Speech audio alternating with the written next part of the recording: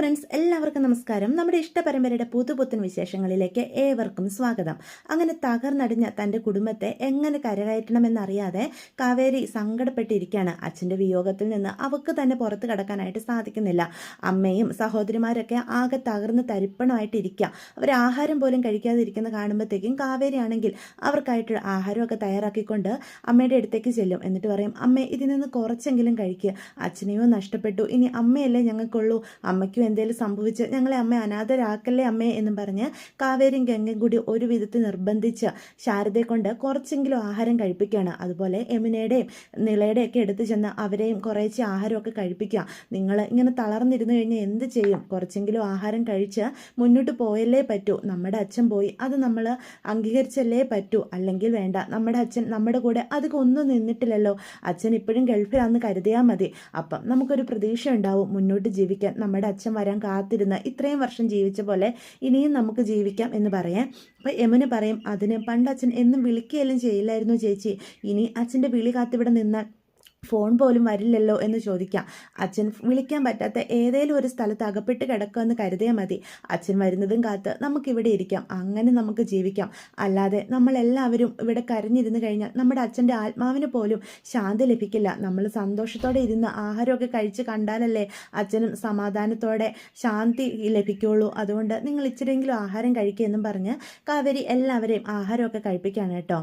അതിനുശേഷം പിറ്റേ ദിവസം രാവിലെ തന്നെ ഋഷിയുടെ അച്ഛനാണ് വീട്ടിലേക്ക് കയറി വരിക. അപ്പോൾ പതിവില്ലാതെ ഋഷിയുടെ അച്ഛൻ വരുന്ന കാണുമ്പോഴത്തേക്കും ശാരദയും മുത്തശ്ശിയൊക്കെ അടുത്തേക്ക് ചെല്ലുകയാണ് കേട്ടോ. അപ്പോൾ സുജാതയും അതുപോലെ വിനീതും ഒക്കെ അവിടെയുണ്ട്. അവരാരും പോയിട്ടില്ല. അപ്പം എന്തുകൊണ്ടാണ് ഇങ്ങനെ വരുന്നതെന്ന് അറിയാത്തത് കൊണ്ട് ശാരദ ടെൻഷൻ അടിച്ചാണ് അടുത്തേക്ക് ചെല്ലുന്നത്. എന്നിട്ട് പറയും, ആ മരിച്ചുപോയ മനുഷ്യനോട് ഞാനൊരു വാക്ക് നൽകിയിട്ടുണ്ടായിരുന്നു, ഇവിടുത്തെ കുട്ടിയെ എൻ്റെ മകൻ ഋഷിയെ കൊണ്ട് കല്യാണം കഴിപ്പിക്കാമെന്ന്. പക്ഷേ ഇനിയും ആ ബന്ധുവായിട്ട് മുന്നോട്ട് പോകാൻ ഞങ്ങൾക്ക് ആർക്കും താല്പര്യമില്ല എന്ന് പറയുകയാണേ.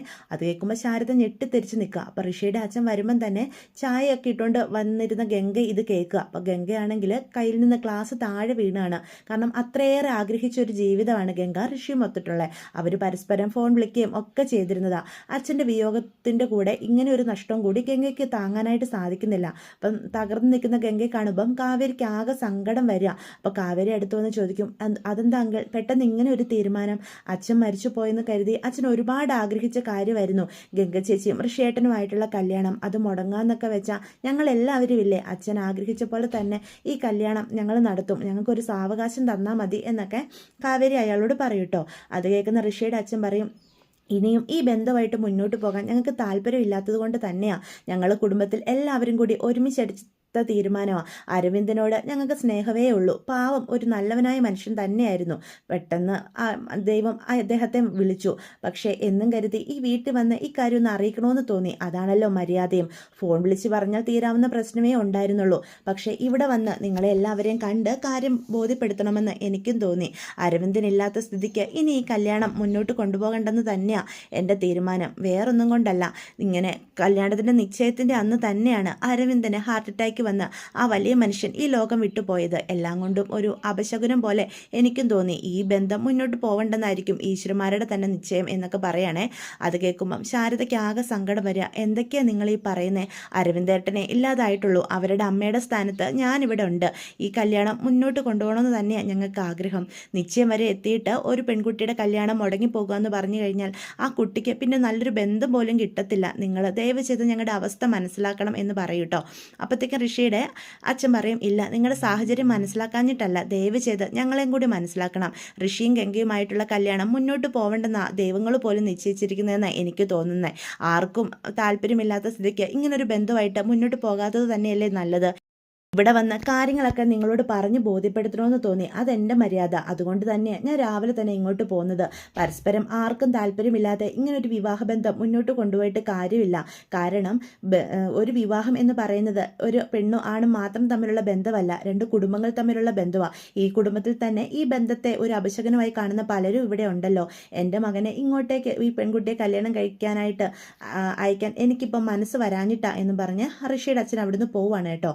അപ്പോൾ സുജാതേനെയാണ് അയാൾ ഉദ്ദേശിച്ചത്. കാരണം ഋഷിയും കൂട്ടരും കല്യാണാലോചനയായിട്ട് വന്നതുകൊണ്ടാണ് അരവിന്ദേട്ടന് മരണം സംഭവിച്ചെന്നുള്ള രീതിയിലായിരുന്നല്ലോ സുജാതയുടെ കരച്ചിലും പിഴിച്ചിലും ഒക്കെ. അത് അവരും ശ്രദ്ധിച്ചിട്ടുണ്ടല്ലോ, അതൊക്കെ അവർക്ക് ബാധിച്ചിട്ടുണ്ട് സാരമായിട്ട് തന്നെ.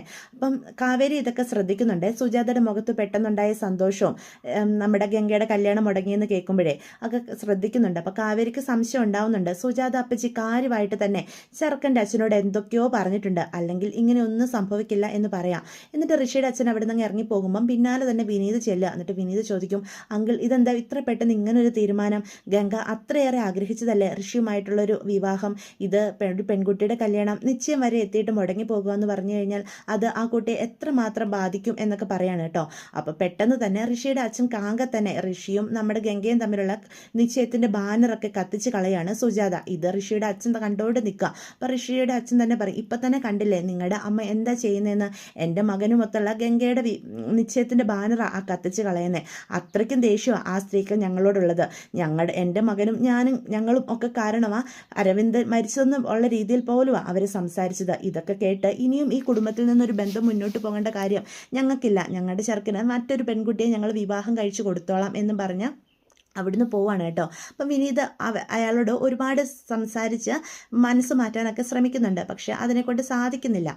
ഇതേസമയം കാവേരി ഇതെല്ലാം കണ്ടുകൊണ്ട് നിൽക്കുകയാണേ. അപ്പോൾ കാവേരി ആണെങ്കിൽ വിനീതിൻ്റെ അടുത്ത് വന്ന് പറയും, വിനീതേട്ടൻ ഇത്രയെല്ലാം ചേച്ചിക്ക് വേണ്ടി സംസാരിച്ചല്ലോ, ചേച്ചി ഇതൊക്കെ തരണം ചെയ്യും. അവർക്ക് താല്പര്യമില്ലാതെ ഇങ്ങനൊരു ബന്ധം മുന്നോട്ട് പോയിട്ടും ഭാവിയിൽ പ്രശ്നങ്ങളായി കഴിഞ്ഞാൽ ചേച്ചി ഇതിലേറെ സങ്കടപ്പെടേണ്ടി വരും. അച്ഛൻ്റെ ഈ വിയോഗത്തിൻ്റെ കൂടെ ഈ നഷ്ടം കൂടി ചേച്ചി സഹിച്ചോളും എന്ന് പറയേ. അത് കേൾക്കുമ്പോൾ വിനീത് പറയും, കാവേരി ഗംഗ ഒരുപാട് ആഗ്രഹിച്ചതല്ലേ ഋഷിയുമൊത്തുള്ള കല്യാണം? നിശ്ചയത്തിന് വേണ്ടിയിട്ട് എന്തൊക്കെ കാര്യങ്ങൾ നടപ്പിലാക്കിയതാ, മുന്നിൽ നിന്ന് നടത്തിത്തരാൻ ഞാനുണ്ടല്ലോ എന്ന് പറയും കേട്ടോ. സാരമില്ല, അവർക്ക് ഈ വിവാഹം വേണ്ടാന്ന് പറയുമ്പോൾ നമുക്ക് അവരെ നിർബന്ധിക്കാനായിട്ട് സാധിക്കില്ലല്ലോ. എന്തുകൊണ്ടാണ് അയാൾ അങ്ങനെ ഒരു തീരുമാനം എടുത്തതെന്നൊക്കെ എനിക്ക് മനസ്സിലാകുന്നുണ്ട്. ഇപ്പം അപ്പച്ചിക്കും സന്തോഷമായി കാണും എന്നും പറഞ്ഞ് കാവേരി അകത്തേക്ക് ചെല്ലുകയാണ് കേട്ടോ. പെട്ടെന്ന് സുജാത പറയും, കണ്ടില്ലേ അരവിന്ദേട്ടൻ മരിച്ചു എന്ന് കണ്ടു കഴിഞ്ഞപ്പം ഉറപ്പിച്ച് വെച്ചിരുന്ന കല്യാണം വരെയും വേണ്ടെന്ന് വെച്ചിട്ടാണ് ആ ചെറുക്കൻ്റെ വീട്ടുകാർ പോയിരിക്കുന്നത്. അരവിന്ദേട്ടൻ്റെ പണവും പത്രാസും കണ്ടിട്ട് തന്നെയാണ് അവർ ഈ ആലോചനയായിട്ട് മുന്നോട്ട് വന്നത്. അതുകൊണ്ടാണ് ഇപ്പോൾ അരവിന്ദേട്ടൻ ഇല്ലാന്നായപ്പം അവരിത് വേണ്ടെന്നും ഇത്ര പെട്ടെന്ന് വെച്ചത് എന്നൊക്കെ സുജാത ഗംഗയും ശാരദയും ഒക്കെ കേൾക്കെ പറയാണ് കേട്ടോ. അപ്പം ഇതും കേട്ടോണ്ടാണ് നമ്മുടെ കാവേരി അവിടേക്ക് കയറി വരുന്നത്. അപ്പോൾ കാവേരി ചോദിക്കും, അപ്പച്ചി സത്യം പറയണം, ആ ചെറുക്കൻ്റെ അച്ഛനോട് അപ്പച്ചി എന്തൊക്കെയാണ് പറഞ്ഞു കൊടുത്തിട്ടുള്ളത് എന്ന് ചോദിക്കുക. ഞാനെന്ത് പറഞ്ഞു കൊടുക്കാൻ? അന്തസ്സും ആഭിജാത്യവുമുള്ള കുടുംബക്കാർ പറയുന്ന വർത്താനം മാത്രമേ ഞാനും പറഞ്ഞിട്ടുള്ളൂ. അവർ ആയിട്ടൊരു ബന്ധം ആയിട്ട് മുന്നോട്ട് പോയപ്പോഴല്ലേ എനിക്ക് എൻ്റെ ഏട്ടനെ നഷ്ടപ്പെട്ടത്. അരവിന്ദേട്ടൻ മരിക്കാൻ കാരണം തന്നെ ആ ഋഷിയും അവരുടെ ബന്ധുക്കളാണ്. അപ്പച്ചി എന്തൊക്കെ തോന്നിവാസമായി വിളിച്ചു പറയുന്നേ? ഒന്നും അറിയാത്ത അവരെങ്ങനെയാ അച്ഛൻ്റെ മരണത്തിന് കാരണമാകുന്നേ? അച്ഛന് അറ്റാക്ക് വന്നാ മരിച്ചത്, അതിനാരും കാരണമല്ല എന്ന് കാവേരി പറയണം. നീ ഇങ്ങനെ പലതും പറയും, പക്ഷേ ആ ചെറുക്കൻ കാരണമാണ് എൻ്റെ ചേട്ടൻ മരിച്ചത്. ചേർക്കാൻ പാടില്ലാത്ത ബന്ധങ്ങൾ ചേരുമ്പം കുടുംബത്തിൽ പല അനർത്ഥങ്ങളും ഉണ്ട്. അപ്പച്ചി എന്തിനാ ഈ കുടുംബത്തിലെ കാര്യങ്ങളിലൊക്കെ ഇങ്ങനെ അനാവശ്യമായിട്ട് ഇടപെടാൻ നോക്കുന്നത്? ഗംഗേച്ചിയുടെ കല്യാണം മുടങ്ങിക്കാണണമെന്ന് അപ്പച്ചിക്ക് ആഗ്രഹം ഉണ്ടായിരുന്നു എന്നും കരുതി ഈ അവസരത്തിൽ തന്നെ ഇങ്ങനെയൊക്കെ ചെയ്യണമായിരുന്നോ എന്ന് ചോദിക്കാം. നീ എന്നെ എന്താ ഭരിക്കാൻ വരുവാണോ കാവേരി എന്ന് സുജാത ചോദിക്കാം. ഞാൻ കാര്യമാണ് പറഞ്ഞത്. അപ്പച്ചി ഇവിടുത്തെ കാര്യത്തിൽ കൂടുതൽ തീരുമാനം എടുക്കാനൊന്നും നിൽക്കണ്ട. അപ്പച്ചിയുടെ കുടുംബത്തിലെ കാര്യത്തിൽ മാത്രം അഭിപ്രായം പറഞ്ഞാൽ മതി. ഇവിടെ ഞങ്ങളൊക്കെ ജീവിച്ചിരിപ്പുണ്ട് ഇപ്പോഴും, അതുപോലെ ഞങ്ങളുടെ അമ്മയുണ്ട്. അമ്മയ്ക്ക് വേണ്ട തീരുമാനങ്ങൾ എടുക്കാൻ അമ്മയ്ക്കറിയാം എന്നും പറയാണ് കേട്ടോ. അപ്പോഴത്തേക്ക് സുജാത നെഞ്ചത്തടുത്ത് കരയുക. എന്നിട്ട് പറയും, കേട്ടോ അമ്മേ, മുത്തശ്ശി ചൂണ്ടിയാട്ടോ പറയുന്നത്, കേട്ടോ അമ്മേ, ഇവള് പറയുന്നത് അരവിന്ദേട്ടൻ മരിച്ചപ്പോൾ തന്നെ ഈ വീട് എനിക്ക് അന്യായെന്നാണ് തോന്നുന്നത്. ഈ വീട്ടിലുള്ളവരൊക്കെ എൻ്റെ ബന്ധുക്കളല്ലേന്നോർത്താ ഞാൻ ഇവിടെ തന്നെ നിൽക്കുന്നത്. എൻ്റെ നാത്തൂനും മക്കളും സങ്കടപ്പെടരുത് ഏട്ടൻ്റെ മരണത്തിൽ, അതുകൊണ്ടാണ് ഞാനിവിടെ ഇവരുടെ വേദനയ്ക്കൊപ്പം നിന്നത്. എന്നിട്ടിപ്പം ഇവരെന്തായി കാണിക്കുന്നത്? എന്നെ ഒരു അന്യായിട്ടാണ് കാണുന്നത്. എനിക്ക് ഇങ്ങനെ തന്നെ വേണം. ആ ചെറുക്കൻ ഈ ഗംഗയ്ക്ക് പറ്റിയ ഒരാളല്ല എന്ന് എനിക്ക് മനസ്സിലായത് കൊണ്ട് തന്നെ ഞാൻ അങ്ങനെയൊക്കെ സംസാരിച്ചത്. അല്ലെങ്കിൽ തന്നെ അവരുമായിട്ടൊരു ബന്ധമായിട്ട് മുന്നോട്ട് വന്നപ്പോഴല്ലേ ഏട്ടൻ മരണത്തിന് തന്നെ കാരണക്കാരായത്. അവരേട്ടനോട് ഒരുപാട് സ്ത്രീധനമൊക്കെ ചോദിച്ചു കാണും, സമ്പത്തായിട്ടും പണമായിട്ടും ഒക്കെ. അതൊന്നും താങ്ങാൻ കഴിയാതെയാണ് എൻ്റെ ചേട്ടൻ ഇത്ര ചെറുപ്പത്തിൽ തന്നെ അറ്റാക്ക് വന്ന് മരിച്ചത് എന്നും പറഞ്ഞ് നെഞ്ചത്തടുത്ത് കരിയോ കേട്ടോ. അത് കാണുമ്പോൾ മുത്തശ്ശിക്ക് സങ്കടമാവും. അപ്പോൾ കാവേരിയോട് ചോദിക്കും, നീ എന്ത് വർത്തമാനോ കാവേരി ഈ പറയുന്നത്?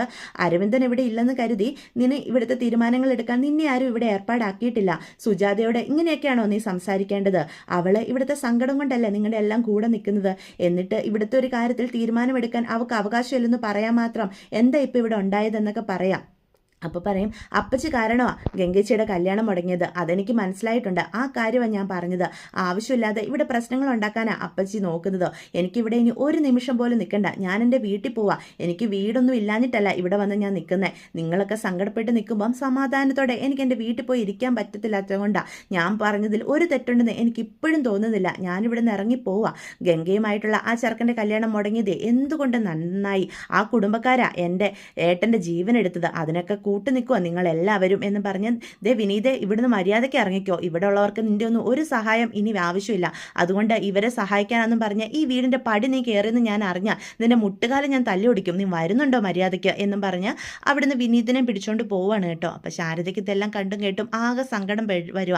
അപ്പോൾ കാവേരിയുടെ അടുത്ത് തന്നിട്ട് സാരദയും ഗംഗയും കൂടി ചെല്ലാം. ഇത് പറയും, നീ എന്തിനാ അപ്പച്ചിയോട് അങ്ങനെയൊക്കെ സംസാരിക്കാൻ പോയത്? പിന്നെ ഞാൻ എന്തു പറയണം, ഗംഗേച്ചി ആകെ തകർന്നു പോയത് കണ്ടില്ലേ? ചേച്ചി എത്രമാത്രം ആഗ്രഹിച്ചതാ ഋഷിയേട്ടനും ഒത്തുള്ള ജീവിതം, എന്നിട്ടാ അപ്പച്ചി അതിനിടയിൽ പാര പണിത് ആ വിവാഹം മുടക്കിയത്.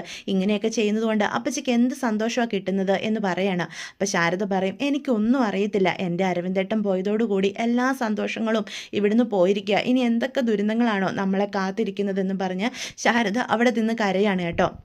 അപ്പോൾ മക്കളെല്ലാവരും കൂടി ശാരദയുടെ ചുറ്റും നിൽക്കുക. എന്ത് ചെയ്യണമെന്ന് അവർക്ക് ആർക്കും അറിയില്ല. എന്തൊക്കെ പ്രശ്നങ്ങൾ വന്നാലും തൻ്റെ അമ്മയും സഹോദരിമാരെയും കൈവിടില്ല എന്നുള്ള ഒരു ഉറച്ച തീരുമാനവും കാവേരി എടുക്കുകയാണ്.